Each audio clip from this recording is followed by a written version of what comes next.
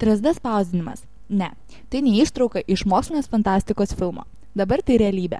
Apie šią technologiją mums daugiau papasakos Saulius Kazakauskas, uždarosios akcinės bendrovės 3D maketai komercijos direktorius. Mūsų įmonė teikia paslaugas 3D modeliavimo, vizualizacijos tiek pastatų, tiek žmonių maketų kažkokiu paduotų.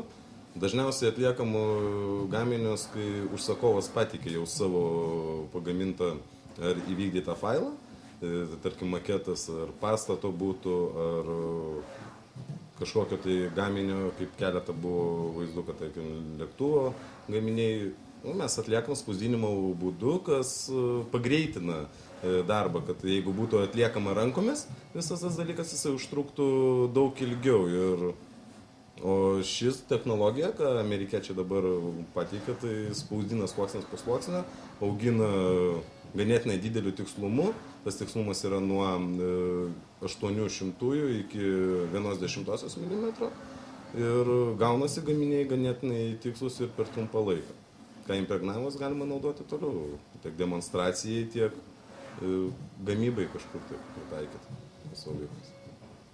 3D spausdinimas vyksta pradžioj nuo pateikimo failo. Jisai turi pats objektas būti sumodeliuotas, pateiktas 3D formatu, atitinkamam formatais, kurios supranta 3D spausdintuvas, Zepkorso firmas, ir pats veiksmas vyksta auginimas.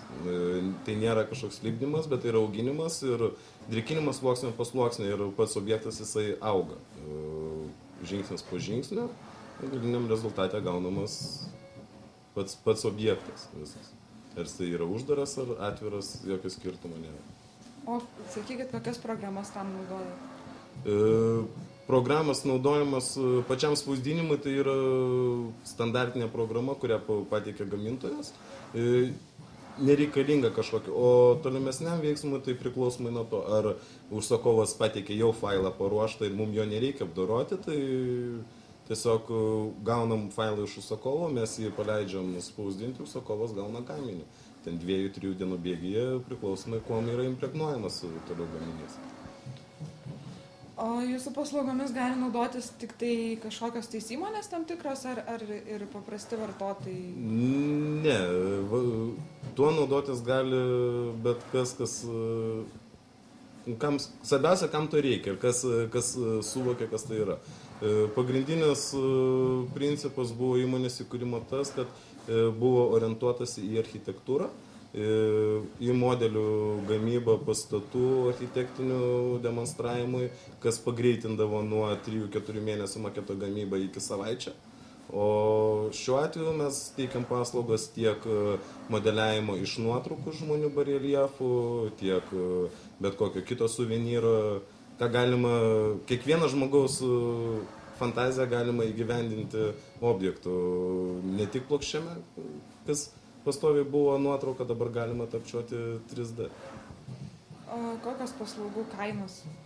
Kainos ganėtinai keblus klausimas, nes kaina priklauso nuo pačio gaminio, nuo jo gabaritų, nuo jo sudėtingumo, nuo to, ar jau mes gauname paruoštą failą 3D, ar mes jį patys ruošiame, ar tiesiog tai yra individuali ir sunku pasakyti, kažkokio taip preliminariai nepasakysime kainos. Tai nėra labai pigu, bet tai nėra labai brangu, palyginus su to, kad rankinis darbas brangiau atsieis, nes didesnį laiko tarpą užims. Ar Lietuvoje populiaru yra toks dalykas kaip 3D spausdinimas? Pakol kas tai nėra labai populiaru, nes tai yra naujovė ir labai daug žmonių jie apie tai nežino ir mes tengiamės kiek įmanoma tą pateikti. Didžiausia problema sudarėm su tuo, kad žmonės nelabai dar suvokia, kaip tai įmanoma taip atspausdinti, nes visi žmonės yra pripratę, kad tai yra spausdinimas, tai yra popieriaus lapas ir 3D vaizdas, jie įsivaizduoja, kad tai yra kažkokia iliustracija, kad tai nėra apčiuopiama ir tai nėra sukinėjama. Tas yra ganėtinai sunku, bet mes dirbam šiuo momentu tą kryptimį, kad pateikti žmogui kuo aiškiau ir kad jisai suvoktų, kad tai yra gaminys, kurį galima apimti, pasukti ir pagaliau lengviau suvokti, kas tai yra.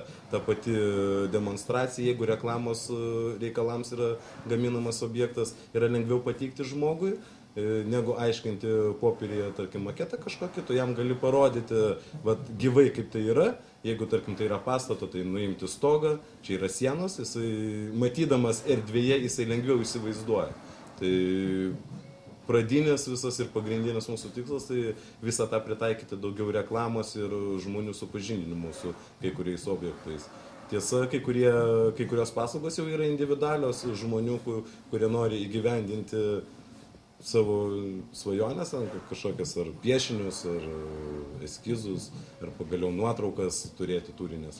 Šiuo metu 3D spausdinimo technologija yra dar nauja Lietuvoje, tačiau su savo galimybėmis gali greitai tapti dideliu pagalbininku įvairių sričių specialistams, palengvinti jų darbą, sutaupyti pinigų bei laiko.